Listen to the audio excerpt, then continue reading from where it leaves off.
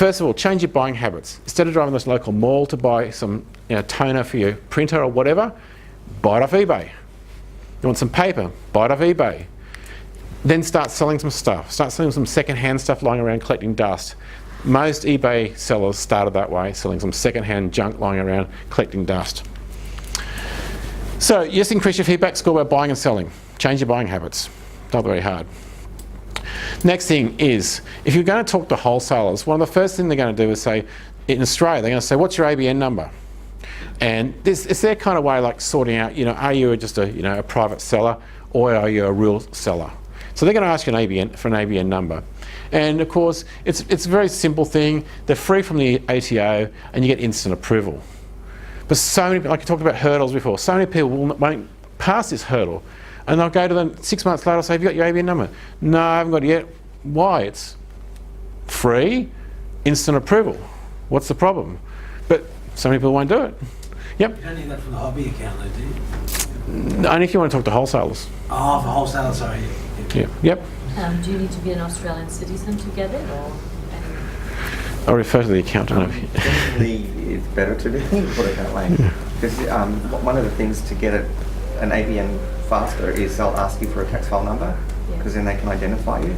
If they can't, then the other option is to ring up the tax office and potentially quote your passport, and then they can identify you that way, because it's all about identifying you with ABNs. You just need to be a resident for tax purposes. Yeah. As long as you have a tax file number, it's all right, I guess? If you've got a tax file number, it should be fine, yeah. I was a New Zealand citizen, well, not Australian, but and was able to get an ABN. Okay, yeah, I do have a tax file number. Oh, thanks, Logan. Cheers. All right, cool. All right, so now everyone when they start, it's got seller limits. Everyone faces this when you start off these days. eBay allows you to list X amount of items, normally around about $2,500 you can list. Now, everyone starts at the beginning and it's reviewed on the 20th of each month. If you hit this limit, you can, two ways of getting around it. You just sell more stuff and they'll review it and raise it, or you ring them up. Now, the 2.5 limit is not 2.5 selling, it's actually listing. So if you've got, say, these to sell, and you're going to sell them for, say, $100, you are allowed to list 25 of them at a time. Then you'll hit your limit. So obviously to get around that, don't list 25, list 10, then you've only gobbled up $1,000 of your limit. And if you've already got another account that's got, say, 10, 100, whatever thousand limit on it, ring up eBay and they'll connect the two together and they'll lift your limits. And they'll match the two together. So reduce the quantity, call eBay, and yes, if you have a business name, they'll normally give you a high limit straight away, and also ring them up. Okay, so if you want to know more about selling limits, there's a connection. So like I said earlier on, things like this, I'm not going to delve right down because we can spend forever tonight on this stuff. So if you want to know more, there's a link, and these slides are available, of course, so just go to the link. Okay, so fees. Now, eBay fees, there's a listing fee, even though when you start off as a private seller, you're allowed 40 free listings. When you if you sign up for a basic store, which will cost you $25 a month, you get 600 free listings. Then they have another one which is 1,500. This is a feature store. You can do 1,500 listings, and it goes up from there. So, there you go. It's obviously got double up. It's 2,600. So it's 40 for a private seller, 600 for a basic store, 1,500 for a featured store, and 250,000 for an anchor store. The final value fee is 6% to 10.9, based on what store level you have, and there's also different categories. So again, I'm not going to go right in depth about that. It's all there on a PDF. And get to know eBay Fee Illustrator. If you just Google eBay Fee Illustrator, it'll show you more. Yep. Free listings, is that at any one time? Per month. So you list 40 and one sells and you replace it, is that still? Well, yeah, if it's a new item, you keep selling the same item over and over. Okay, so PayPal fees starts off at 0 to 2,500 a month is 2.6% plus 30%. Then it goes all the way up to 150,000, which gets down to 1.1%, and everything in between. So we use a rule of thumb when our VAs are looking at items to work out fees. We use a rule of thumb of 10%.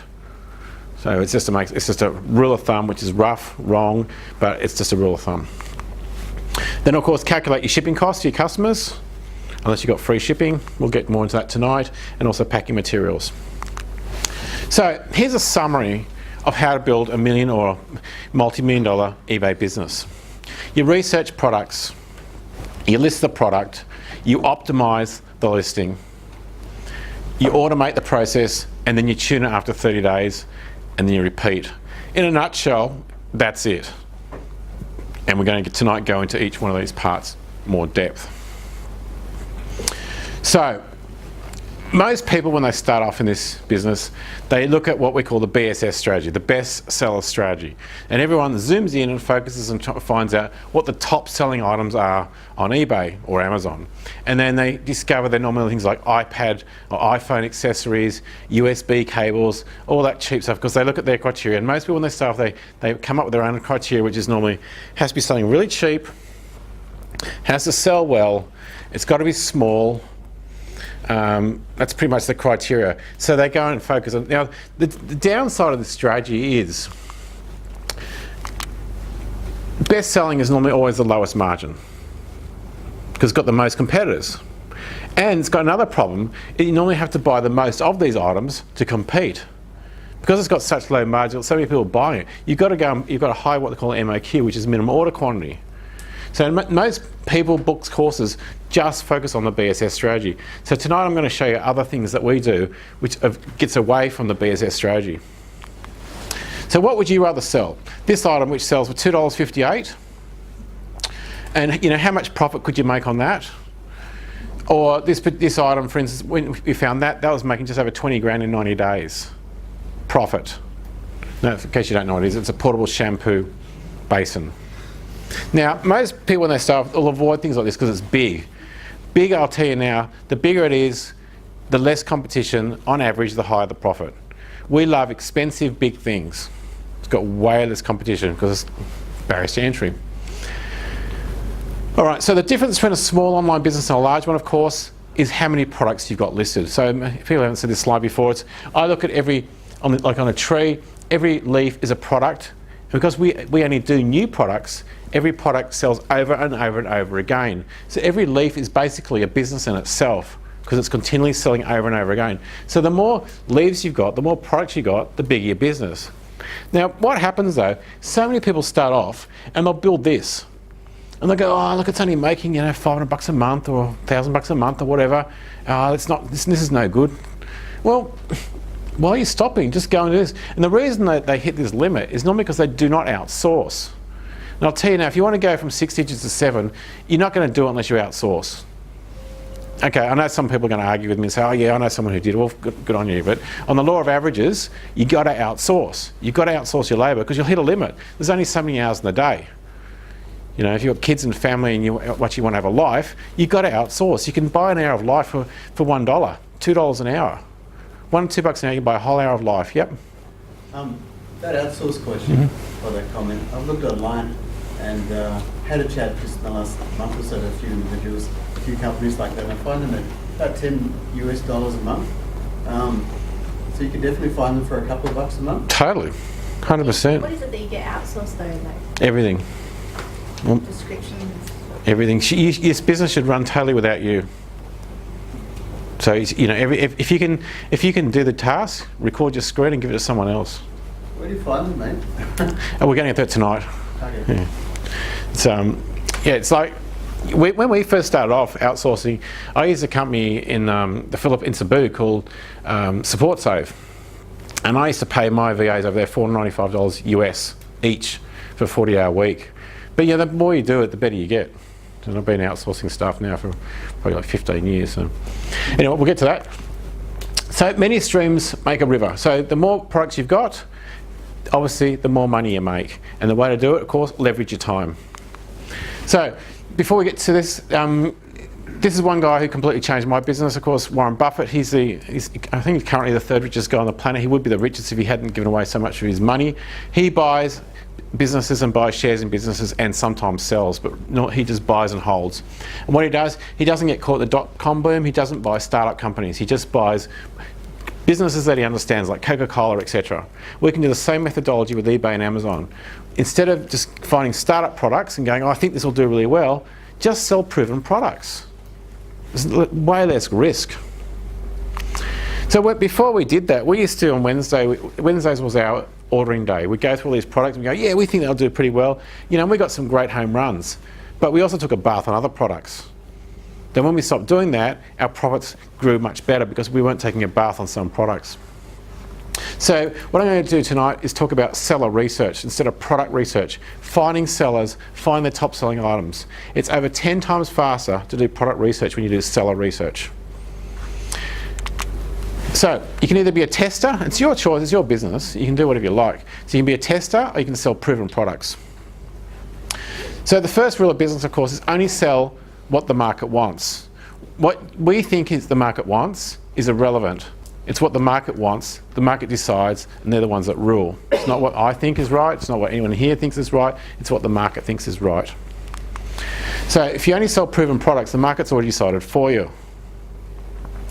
And we've got the technology I'll show you tonight. You don't need to buy any software, you can do it all for free as I'll show you tonight.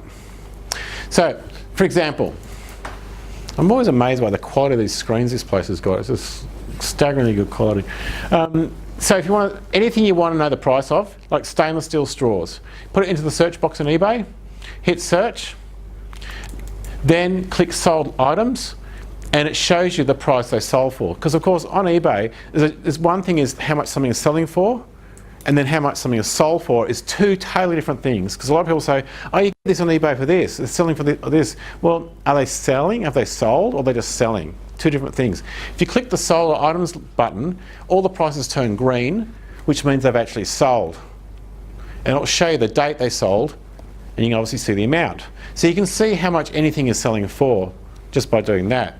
Now, next thing you can also do is when you see something that's already sold multiple times, like this item as an example is sold 2,169 times, that's actually a hyperlink.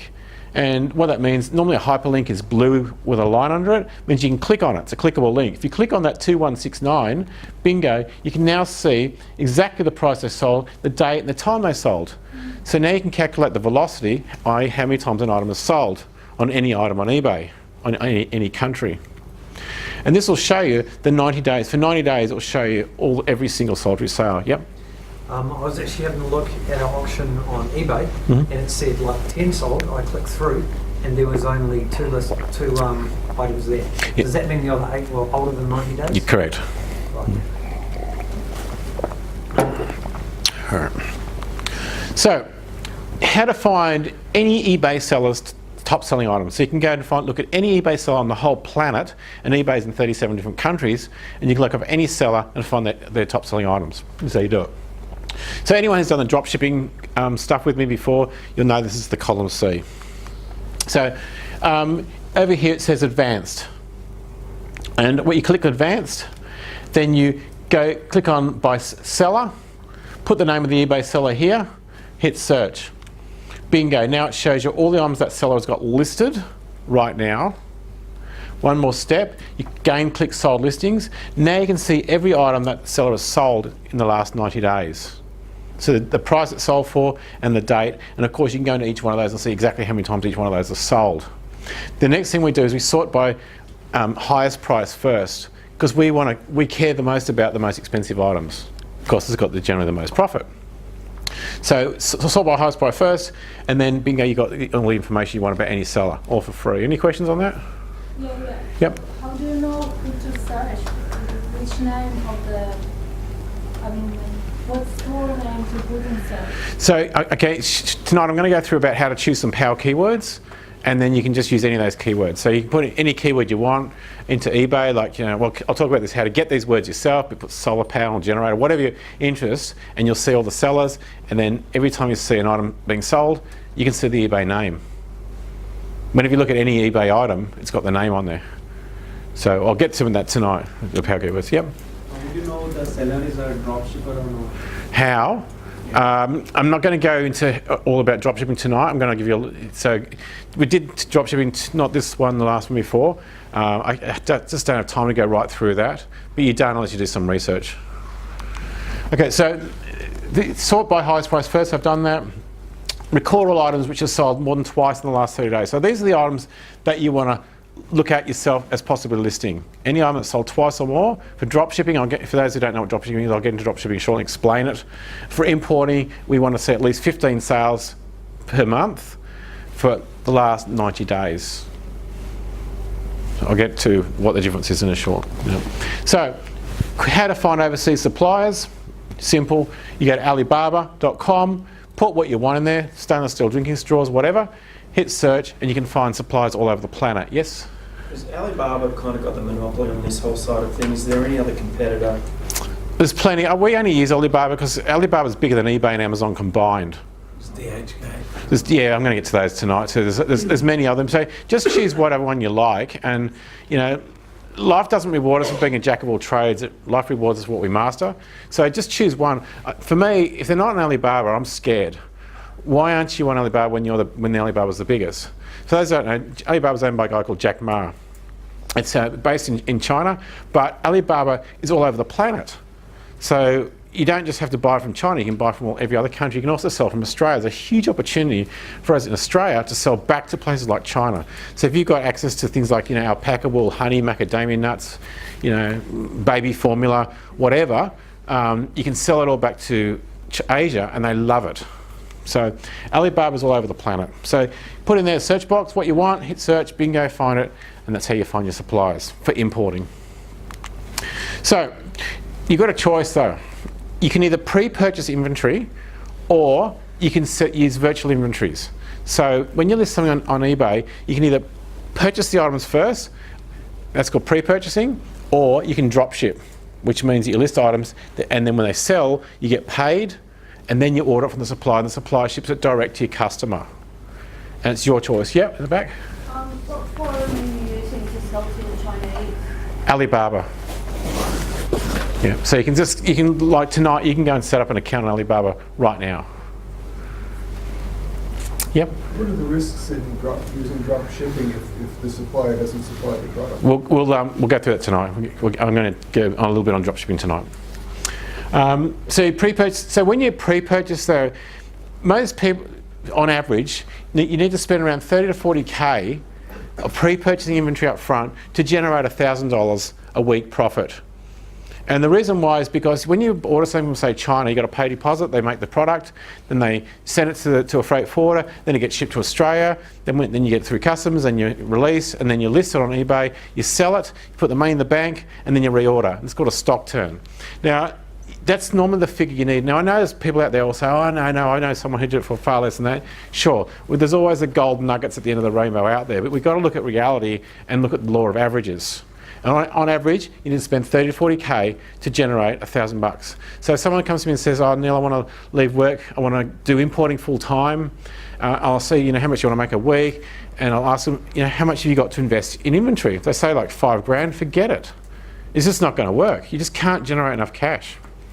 So you can do either. So when you start off on eBay from scratch, you normally start off by selling some used items lying around collecting dust. Everyone's got them. Then you can purchase some used items from picking and flipping. And picking is when you go to things like garage sales, you pick items, you often bundle them, say how much are these 10 items, then you take them home, you unbundle them and you list each individual item. There's flipping, drop shipping, which I'm going to touch on, I'm going to talk about more in a second. There's importing, like from China, wherever.